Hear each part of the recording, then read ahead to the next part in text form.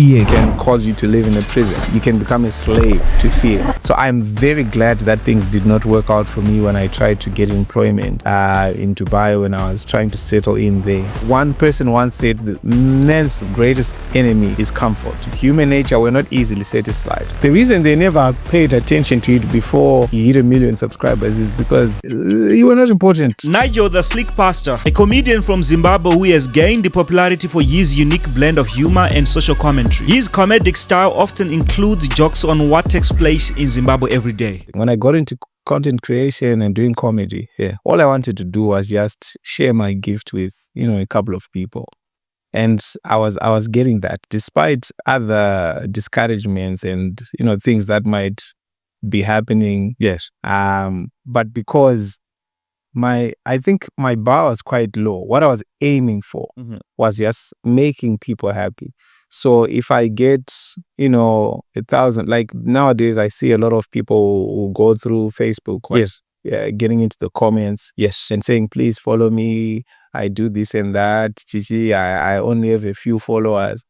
I was never bothered by that really, because I was like, if 1,000 people have watched the video, I've reached 1,000 people. Sometimes we don't put this into context, but just imagine 1,000 people listening to you. That's a lot.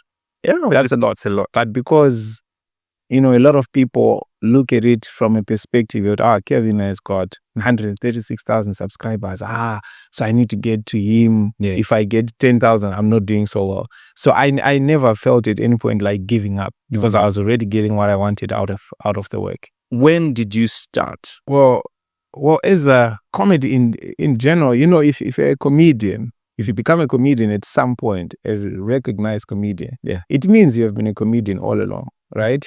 Like if you're a singer, if you record an album today, that's not the day you started singing. Exactly. You've been singing for a while. They actually know that, no, this person is actually a singer. But I think I introduced myself to the audience in 2017 in April.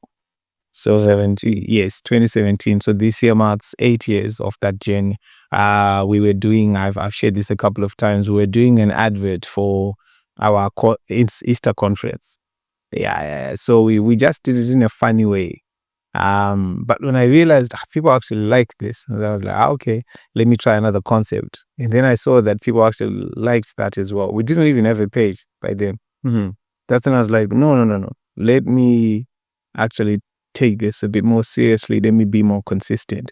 So I could say April 2017, that's when I started. How was life before comedy and content creation? Well, life was I think it was a bit more simpler.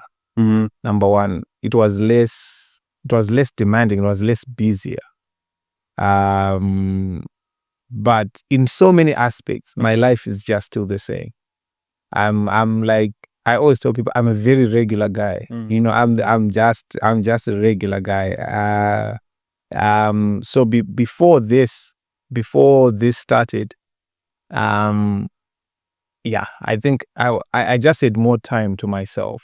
No, I did not have Kevin calling me every day saying, let's do this interview. Where are you? Let's meet. Exactly. As I had all of that. There was much less attention on my life, which in so many ways is a very good thing. But also I do appreciate that actually the blessing of this platform and everything I'm accomplishing is what is bringing all these other things that are happening. So life was a bit more chilled. Life was less hectic, less busier, less demanding. So was it before comedy when you went out there looking for better opportunities? It was somewhere along the way. It was actually 2018, late 2018. I started comedy early 2017, late 2018. So I'd actually made some mileage to the extent that some of the people I met, where I had gone out in Dubai to try and look for employment, some of the people I met there, because there was Zimbabweans, they were like, what are you doing here? We thought you had your life figured out. You were actually onto something. And there's something about when people tell you something that is true. When people tell you, why are you sleeping on your potential? Why are you throwing away something that you're building? And of course, at the time, I had my own excuses. But deep down, I felt these people are right. I need to get back to, my roots. And I eventually got back, not because of what they said, not entirely because of a personal decision, but circumstances. Things just didn't work out. If things had worked out, my story would have turned out so differently, and I would have never known this side of life. So I'm very glad that things did not work out for me when I tried to get employment in Dubai, when I was trying to settle in there. I'm so relieved. I'm so happy that I went through all the struggles I went through all the failures I went through. Because if I hadn't, if one person once said, the man's greatest enemy is comfort. Yeah. The moment you just have a bit of comfort, you're okay. Yeah. Sometimes you might lose the passion and the hunger to chase what is truly yours. How was life in Dubai? It was hard. For me, it was hard. Mm-hmm. And I know this is not everyone's story. Someone will tell you that, no, for me, ever since I moved, things got better. But for me, it was hard because, number one, inwardly, I kept feeling like I have lost a sense of purpose. I kept feeling like I had thrown away my passion, thrown away my calling, thrown away the essence of my life. You see what you're doing now. Yeah. Even if you were to be given a high-paying job at Google or Apple, or you were paid to be a cleaner, right? They said, we're going to be giving you $5,000 a day just to clean, but that's all you do. You'd feel so empty. Yes, you won't feel fueled. Exactly. The money would be okay. You buy yourself nice clothes, but they cannot make up for what you are missing. So there was that, and there was also the aspect of just settling into a foreign country. Money is not that good. Things are just hectic. So for me, that period of life wasn't so rosy. Yeah. Because at the end of the day, when people look at those who are going to the diaspora, those places where they say they're greener pastures, they think that one or the other they're going to get successful when they get there. Oh yeah, true. It's because of a lot of things. Number one, human nature by default. We always feel like wherever you are is not good enough. Yes. Right now, you could say, you know what? If I just buy this Mercedes, if I just get this Range Rover, I will not want another car ever again in my life. Yeah. I remember sometime last year, there's this car I was thinking about all the time. I had pictures of that car in my phone. Yeah. I would look it up on the internet almost daily, and I say, if I just buy this car, by the grace of God, eventually I bought that car. Mm-hmm. But now I'm starting to feel like, no, you know what? If I just upgrade a bit, if I just get this one. So there's that thing that with human nature, we're not easily satisfied. Mm-hmm. And then number two, destinies are very personal. Mm-hmm. Mm-hmm. Mm-hmm. Destiny is such a personal thing. And because in general in life, we are afraid to carve out our own path, to follow our own way. Yes. We usually prefer to go where the crowd goes, because that feels safe. That feels tried and tested already. If somebody says, I got into town, and I was given $100, then instead of trying to find out whether that's right for me, I'll just say, let me go there. This is tried and tested. So because of the fact that there are some people who relocated and life changed for them for the better, a lot of people then also are quick to assume that if they also move, life is instantly going to get better for them as well. But it's not the same. It's not the same for everyone. So I think the most important thing is to really just know yourself. Okay. To know yourself. Who exactly am I? Who am I designed to be? I mean, it's like if a fish were to take a dive right out of the water and see other animals having fun on the beach, on the shore, right? There's a party, there's nice music, there's drinks, there's everything, whatever a fish might want. Mm-hmm. But because the fish knows that For me to survive, I've got to be in the water. The fish will never be tempted to say, let me go there. Now I understand. You get the point. Yeah. So when you just know who you are, even if I see people having a lot of fun in the swimming, Yes. I won't join them because I can't swim. So I know they're enjoying because they can swim. They are built for that. So I don't know how to get this into the minds of people. No, I understand. Yeah. So the more you figure out yourself, Yes. the more you figure out who you are, the world becomes simpler to deal with. But a lot of times we are trying to figure out the world. How does this economy work? And this and that. How is this country? And, right? But the more you know yourself, you actually know, okay, things might be better in this country. But for me, in order to survive, I've got to stay put. And then someone might realize, what they're saying about this particular location, the way I'm designed, the way I'm built, if I go there, I'll flourish, I'll prosper. So destiny is such a personal thing. You just have to figure it out for yourself. I wish people can understand the way you've just explained it. I hope so too. Sometimes you have to really understand who you are first and then go out there. So I want to look at you evolving as a content creator now. Yes, you make comedy, you make skits, but now you in the Kandoro, you guys are bringing something that is new, stand-up comedy. Right. Were you not scared, you guys, the way you are doing things now? No. Well, first of all, I would like to argue that in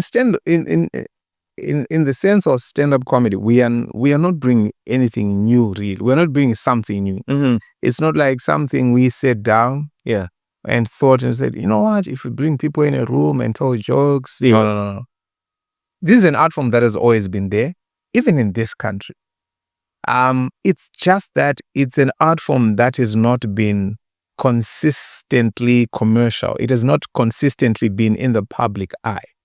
But if you ask people from 15, 18, 20 years ago, they will tell you a time when stand-up comedy was also booming. A name that keeps popping up in conversations I have. I was talking to my uncle one day and he said, you see what you guys are doing? In our day, there was a guy called Edgar Langeveld. Yes, they say he was filling up theaters just like we're doing now. And then, but for one reason or another, the art form it's unlike music. Music has always been there. Concerts have always been there from the days of Mutukudzi to this and that, to now to Winky D and all the great artists, right? But with comedy, it's been like an on and off type of thing. But also concerning my brother that you've mentioned, King Kandoro, he's actually quite a much more seasoned artist in this space. He's stand-up comedy. He's been doing it for way longer. He's actually the person who held my hand and said, you know what, I'll walk you through, I'll help you through this and that and that and that. He's been doing shows for a long time. Just that for some part, I guess also, I don't know, maybe we're not so big on the internet. I don't know why, but for a lot, for some part of his journey, it wasn't out there. Yes. It wasn't getting as much attention as it's getting now. But all the same, he was filling up Reps Theatre, 7 Hours Theatre and stuff like that. Without the influence of social media. Well, social media was a day, but there wasn't as much noise as there is now. So those people who've been with him all along, they're not surprised when they saw him filling up Celebration Center. If he decides that this year he might want to do HICC and he fills it up, it's not even a surprise. It's because he's built his craft and his audience over the years. How lucrative is the business of content creation from your own perspective? Yeah.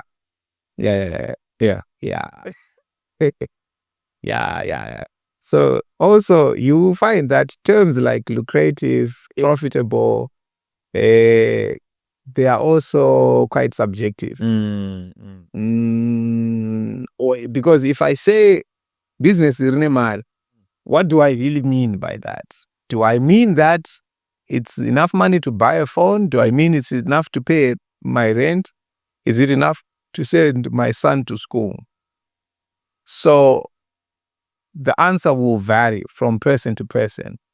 But I think on a broader scale, what I would say is creating content and having these social media platforms.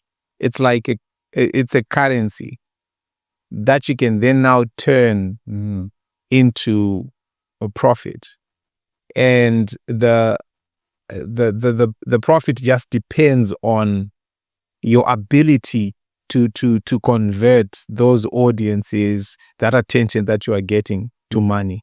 So somebody can convert it to $10, someone can convert it to 10 million. You get it? Mm-hmm. So that's why it's very difficult for me to say yes, it's lucrative, or no, it's not. It's almost like if you ask a person who is in the transport business, say, is this a lucrative business? The answer cannot be a straight yes or no, because there are so many factors to it. Which route are you trading? How's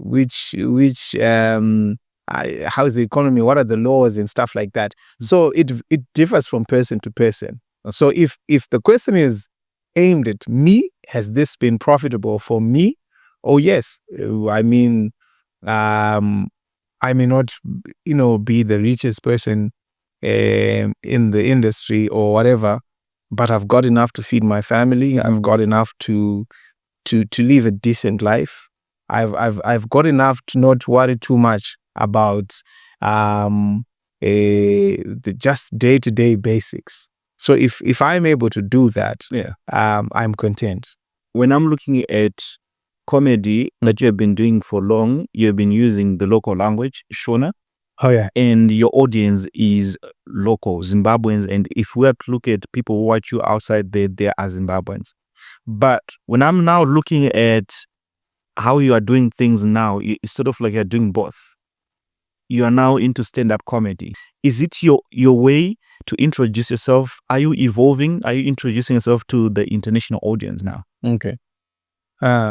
So the first part of the question about whether I'm evolving. Yeah. Of course, I'm evolving. And I believe evolution is natural when you have a vision. Yes.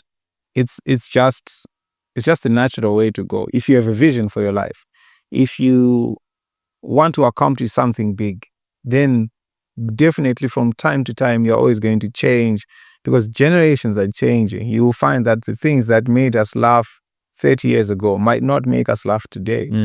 The things we thought were great 50 years ago, not so great when you look at them today. Yeah. Trends, things that appeal to us, and all of that is changing one day at a time. Yeah. So definitely I'm evolving. But I wouldn't call it a strategy. Like I sat down and I said, now I want to introduce myself to the international market. So let me try to do stand-up comedy. Let me use English. Part of the major reason I use English in my material is it's easier to write jokes in English than in short. Are you sure? Yes. Like writing jokes, like stand-up, because if you do it all in vernacular, it just feels like, I don't know, it feels like you're just narrating story. It just feels off somehow. Maybe it's because of the influence, the fact that most of the stand-up comedians that I've watched were like foreign ones. So maybe my mind just got framed to say, if you write a joke, you write it this way and stuff like that. So part of the major reason I write my jokes in English and perform them in English is not necessarily because I want everybody around the world to relate. But then it also happens then to be an advantage, because for people who used to say, you know what, I'm based in the States, I'm watching your skits right now, and I'm just laughing. Everyone in the office is asking me what I'm laughing at. Now I have to explain. I wish this was in English. But now when they see my material, that's like my shows, they can invite even, like when I did my show in the States, I had, some of my people, some of my friends who brought their friends or Americans and stuff, and they enjoyed the show because a lot of it was in English. And part of the reason why we still then include some vernacular when we go out is because we know that apart from the entertainment aspect that our people come to enjoy, they also come to have a taste of home, a taste of where they're coming from. Yeah. So You don't want to sound all too foreign. You don't want to sound all too like I'm trying to be Kevin Hart or you see, because they've got the opportunity to watch those acts if they want, because, you know, of the exposure that they've got in their countries that they're in. But there's a part of them that just wants to hear the slang that we use there. There's a part of them that wants to escape the office where they're using English every day. So yes, someone mageto youth or whatever. Then they feel, you know, so it's a combination of those things. Yeah. So looking at your show that you did in America, how was it? Were you not scared? Because those are new grounds. No, well, not really. I mean, okay. So for me, dealing with fear is a big part of my life. I try by all means to deal with fear. Whenever I get thoughts that try to tell me something will go wrong, you're gonna mess up, you're gonna fail, you're gonna die, you're gonna fall sick, I take that seriously and I address those thoughts, because I know how much fear can cause you to live in a prison. You can become a slave to fear. But obviously there's always some nerves when you are breaking into new ground. But when I did my show, the one I did in Texas, it didn't feel like that. It was just like any other show, really, because I had a fair sense of who the audience was. I knew that it's primarily Zimbabweans, so the material I have is going to apply to them. Maybe the performance that I was a bit, you know, quite nervous was the one I did there's one I did in Chicago. So that one I had been invited by the Illinois Black Chamber of Commerce. Now, those are just African Americans and a couple of white people. There's no Zimbabweans there. I think there were just a few, like maybe 8 Zimbabweans. The rest were just Black Americans, white Americans. So, so with that one, yes, I was a bit on the edge. The reason being, I'm not sure whether they can relate to the content. Because when I'm speaking to you, I know things that might tickle you. I know things that might interest you. I know that when I talk about ZSI, when I talk about this and that, when I talk about that artist, when I talk about this podcast and that, yes, you can quickly relate. Exactly. But in a different ground where the subjects are totally different, you might know what's going on in that country, but sometimes you don't know it well enough to have a comment on it. You know, so you don't want to look like a fool talking about, let's say, Donald Trump in a way that Americans don't even see him. Like, what are you talking about? So if you want to pick matters that affect them, at the most, you're just going to be dealing with them at a very surface level. You can't go deep. Yeah. Like how deep we can go talking about the giving out of cars and stuff that's going on in our country, because we know it in and out. So my approach was to take topics and matters that are quite universal. There are things, because at the end of the day, one thing I've learned from interacting with different people is that people are people, right? Humans, we all share the same emotions: love, joy, fear, grief, pride, all of these things. They are universal. So there are also aspects of culture that are sort of universal. For instance, when you talk about parenting, and you talk about marriage, and you talk about family, those things are usually just the same everywhere. If you talk about how wives are problematic, anyone from any corner of the country can relate to that joke, because that's just how it is. If we talk about how toddlers cry at 12 midnight, anyone from any part of the globe can also relate with that, because that's how babies are all over the world. But some specific matters now are sometimes, like, you know, current affairs, that sometimes are very hard to address. Yeah, exactly. So now you're writing books, and I'm really excited for this one. Right. What really motivated you to say, I'm going to write a book? So what motivated me to write the book is, in my heart, sincerely, ever since I started this journey, Yeah. I've always coupled my comedy with an aspect of inspiration. Mm-hmm. I've always believed in a balance of humor, fun, entertainment with learning, enlightenment, and encouragement. So I've always tried to address issues I see in society through my inspirational messages, sometimes even through my comedy. And I've made various efforts. I make inspirational videos regularly. There's a project that I started 3 years ago called The Seeds of Greatness. Mm-hmm. Every beginning of the year, I record just some audio messages that I put there on iTunes, Spotify, on YouTube, just targeting various areas of life that can be helpful to people who might be going through, different things and situations. I really have a burden for just helping people out of emotional baggage and emotional weight and all of this. So that's really the drive. The other thing is, from time to time, I get a lot of messages and people will say, "Can I have advice on this?" Yeah. Or "Could you please mentor me? And could I please have a one-on-one on you?"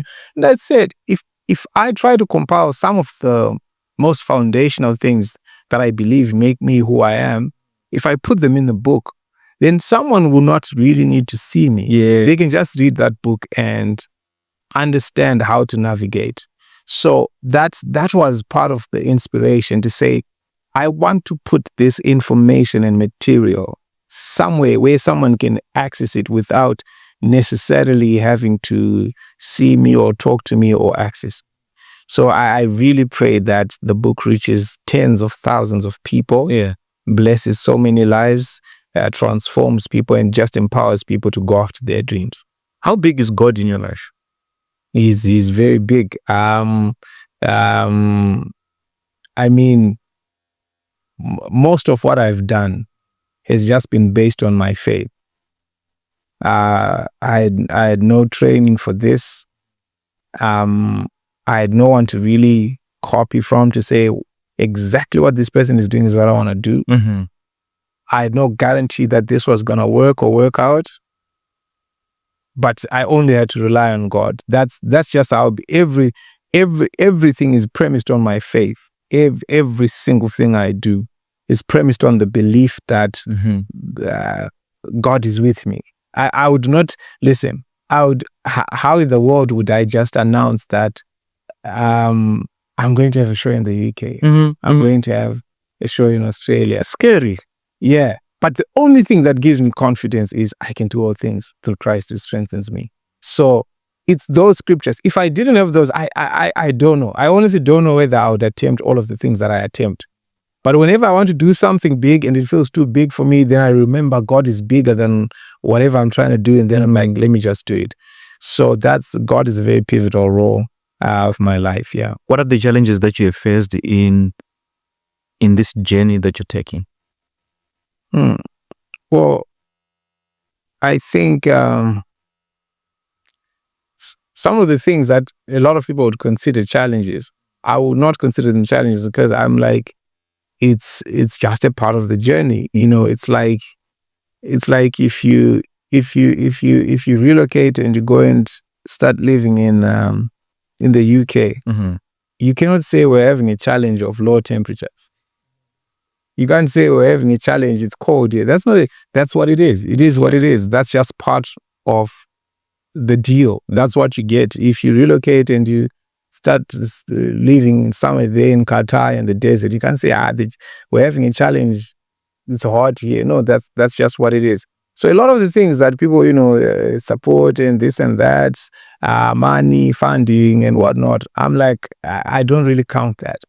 But I think the challenge is just adjusting and balancing your personal life with the demands of a professional life. Because one of the prices one has to pay for greatness is scrutiny. Yeah. Okay. You see, right now you've got 136,000 subscribers and hitting the numbers you're hitting and all of that. It's all good. If you wake up with 1 million subscribers tomorrow and we tell people there's a guy, he's got 1 million subscribers, this guy is pushing hard, I tell you by the end of the day, there would be several people who would have gone through your videos and started pointing out things that you're doing wrong. Yeah, true. The reason they never paid attention to it before you hit 1 million subscribers is because you were not important. You were not relevant. True. So the bigger you become, the more attention you attract, the more scrutiny your life gets, the more, yes. So if you say something, if you say this and that, it will be scrutinized more. So I think just that balance of your personal and professional life, I would consider that a challenge because, sometimes you just want to be yourself. You just want to be you. You just want to enjoy your life without anyone making a commentary about it. So yeah. What's your last words of encouragement to anyone who is watching this video? All right. Like I've always said, my last words of encouragement is be yourself. Be original. The world already has got too much of whatever else you're trying to be like. When God wanted John, God made John. And when he wanted Kevin, he made Kevin. Mm-hmm. But when God said, now we want Tadio, he made you. Because you've got a specific assignment, you've got a specific purpose to accomplish in this earth. So don't waste your time trying to be like anybody else. Be yourself, be daring, do not let fear confine you, and put God first in everything you do. How should people get in touch with you when they want to buy the book? Are you okay? So, I think they can just go to my website. All the information will be there. What's the name? www.thesleekpastor.com. Wonderful. Yeah.